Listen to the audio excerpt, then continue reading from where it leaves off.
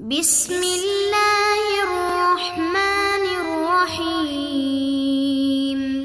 نحمده ونصلی ونسلم علی رسولہ الکریم اما بعد۔ معزز طلبہ، سبق نمبر 212 اور اس سبق میں ہم شروع کرتے ہیں باب الوطء الذی یوجب الحد والذی لا یوجبہ، یعنی ایسی وطی جو حد کو واجب کرتی ہے اور ایسی وطی جو حد کو واجب نہیں کرتی۔ اس سے پہلے ہم نے بات کی کہ حد کیا ہوتی ہے، حد زنا ثابت کیسے ہوتی ہے، اس کی شرائط اور اس کا حد کو جاری کرنے کا طریقہ، یہ ہم نے پڑھ لیا۔ اور اب ہم ہم بستری جو کسی عورت کے ساتھ اگر کی جائے اور اس کی وجہ سے انسان پر حد لازم ہو، تو اس ہم بستری کے درمیان ہم فرق کریں گے جو حلال ہے اور اس کے درمیان جو حرام ہے۔ تو اسی طریقے سے پھر ہم دیکھیں گے ساتھ ہی کہ کہیں پہ اگر شبہ کی وجہ سے کسی شخص کو شبہ لاحق ہو گیا اور اس نے ہم بستری کر لی، تو اس کی وجہ سے بھی اس سے حد ساقط ہوگی یا نہیں ہوگی۔ تو زنا کی تعریف وہ اس سبق کے اندر ہم کریں گے، اور ساتھ ہی شبہ ملک کی جو اقسام ہیں ان کو ہم دیکھیں گے۔ تو سب سے پہلے ہم خلاصہ باب کر لیتے ہیں۔ اس باب میں کل 2 ابحاث ہیں۔ نمبر 1 تعریف الزنا وقیودہ الثلاثہ، زنا کی تعریف ہوگی اور ساتھ ہی اس کی 3 تعریف کے اندر قیودات ہیں، ان کا ذکر ہوگا۔ اور اس کے بعد آگے اسی کے ضمن میں بات ہوگی انواع الشبہات الثلاثہ مواضعها امثلتها۔ فرماتے ہیں کہ شبہ ثلاثہ، 3 شبہ یعنی ملکیت کا شبہ ہے اس کی وجہ سے حد ساقط ہوتی ہے، تو اس 3 شبوں کی اقسام جو ہیں وہ 3 انواع، ان کا ہم ذکر کریں گے، ان کے مواضع اور ان کی مثالیں دی جائیں گی۔ اور اسی طریقے سے جب ہم ان 3 شبوں کا تذکرہ کریں گے تو اس کے اندر ہم ان کو مزید کھولیں گے، انشاءاللہ اس سبق کے اندر ہوں گی شبہ فی الفعل، اور شبہ فی الفعل کے اندر پھر اگر ذیلی اقسام ہم کریں تو اس کی پھر 8 قسمیں بنیں گی۔ جاریہ تو ابھی ہی باپ کی باندی، اس کے ساتھ ہم بستری انسان کر لے تو یہ شبہ فی الفعل ہے۔ یعنی شبہ فی الفعل کا مطلب یہ ہے کہ حقیقت میں تو وہ ہے ہی اس پر حرام، لیکن انسان کو اپنے خود گمان ایسا ہوا کہ جس سے اس نے اس کو حلال سمجھا اور دلیل ایسی چیز بنائی کہ جو حقیقت میں اس کی دلیل نہیں بن سکتی، جیسے کہ باپ کی باندی، اور اسی طریقے سے طلاق بالمال فی العدہ، یعنی طلاق بالمال فی العدہ کا مطلب یہ ہے کہ مال کے لے کر عورت کو طلاق دی ہے اور وہ عورت ابھی تک عدت کے اندر ہے، تو اس کے ساتھ اس نے ہم بستری کر لیے، تو وہ عورت اس کے اوپر حرام ہے، لیکن اس نے عدت کے اندر چونکہ بہت سارے احکامات مشترکہ ابھی باقی ہیں، جیسے کہ سکنا ہے اور عدم خروج ہے اور نسب ہے، تو اس کی وجہ سے شاید اس نے سمجھا کہ ہم بستری بھی حلال ہو، تو یہ ایک شبہ فی الفعل کی مثال ہے۔ نمبر 3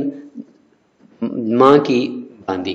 چونکہ باپ اور ماں ان سب کا مال انسان کے درمیان وہ مشترک طور پہ استعمال ہو رہا ہوتا ہے، تو اس لیے اس نے سمجھا کہ شاید یہ باندی بھی میرے لیے حلال ہے، تو یہ فعل کے اندر اس کو شبہ ہوا۔ اس طریقے سے نمبر 4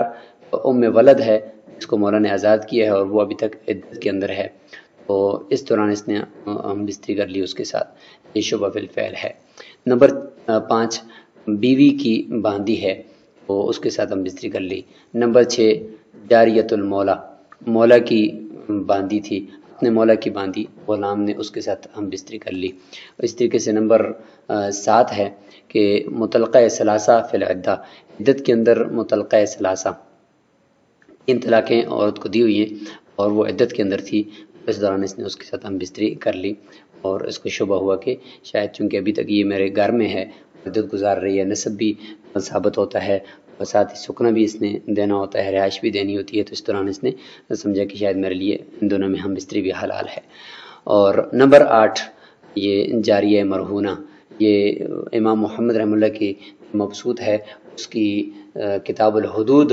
کے مطابق جاریہ مرہونہ یعنی رہن رکھی ہوئی باندھی ہے، تو مرتہن کے پاس، تو اس نے اس کے ساتھ ہم بستری کر لی، تو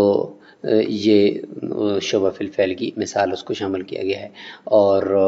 جو کتاب الرہن ہے مبسوط کی، تو اس کے اندر جاریہ مرہونہ کو دوسری قسم جو شبہ کی ہے اس میں ڈالا گیا ہے۔ اور دوسری قسم ہے شبہ کی، وہ شبہ فی المحل ہے، یعنی اس کو گمان ہوا یا نہ ہو، یعنی ہم بستری کرنے والے کو گمان ہو یا نہ ہو، حلال ہونے کا اس کو گمان ہو یا نہ ہو، لیکن خود جو محل ہے اس کے اندر شبہ ہے، اور کچھ دلائل ہوں گے ہر ایک کے، جس کی وجہ سے پتہ چلتا ہے کہ یہ محل ہی مشتبہ ہو چکا ہے اس پر۔ تو اس کی 6 مثالیں دی جائیں گی۔ جاریۃ ابنی،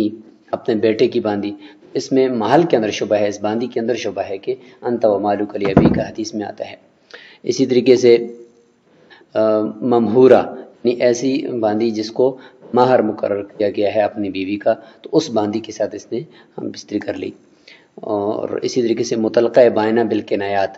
کنایات طلاق ہیں اور اس سے عورت کو بائن کیا گیا ہے، تو اس کی عدت کے دوران اس نے اس سے ہم بستری کر لی۔ نمبر 4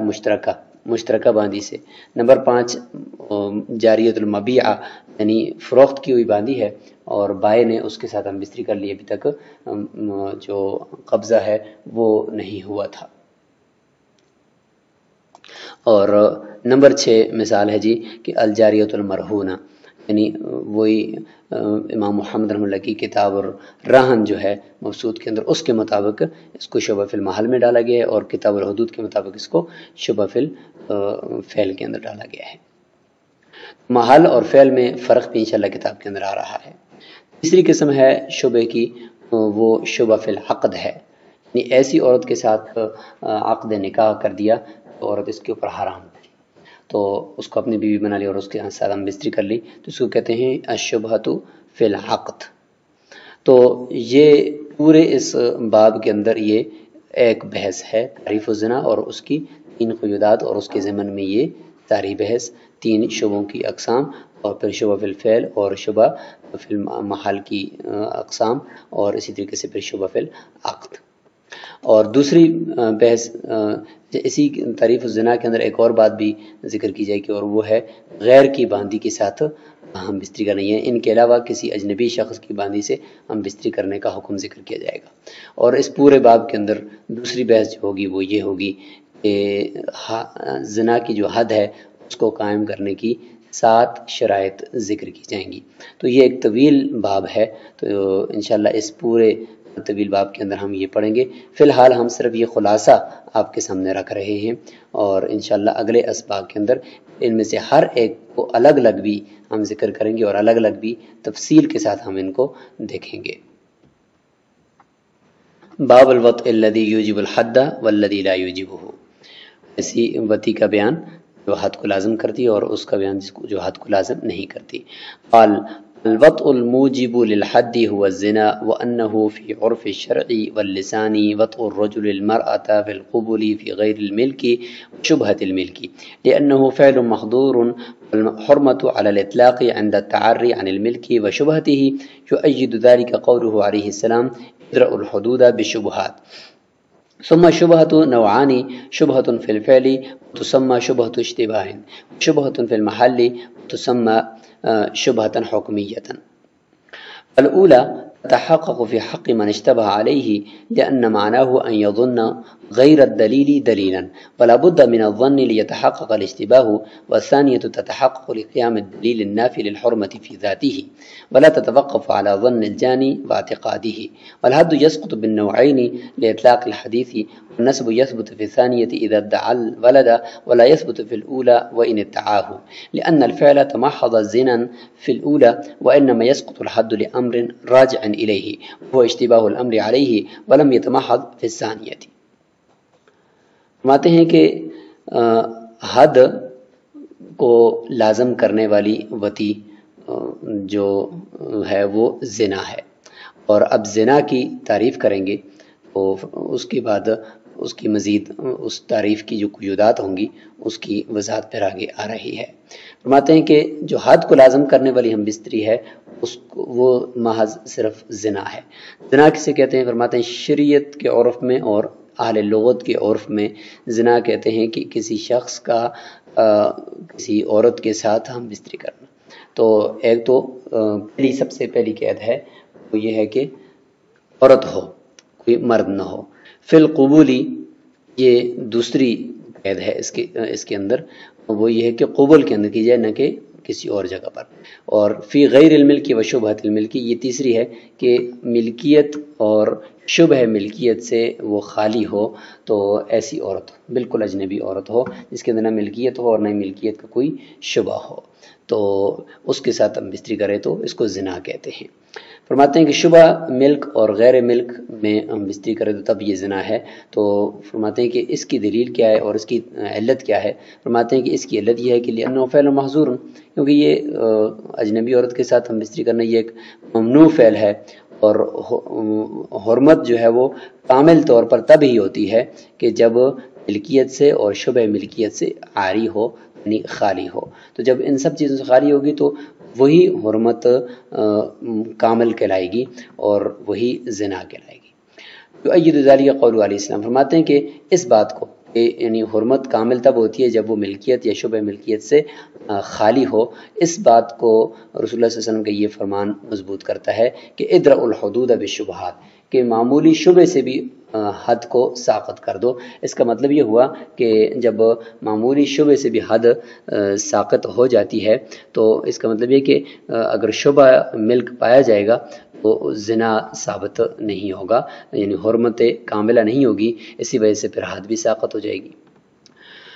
ثم شبہۃ نوعانی، اب بات ہوئی تھی شبہ ملک کی نا، کہ شبہ ملکیت سے بھی جو ہم بستری خالی ہوگی تو اس کو ہم زنا کہیں گے اور اس کی وجہ سے حد کو لازم کریں گے۔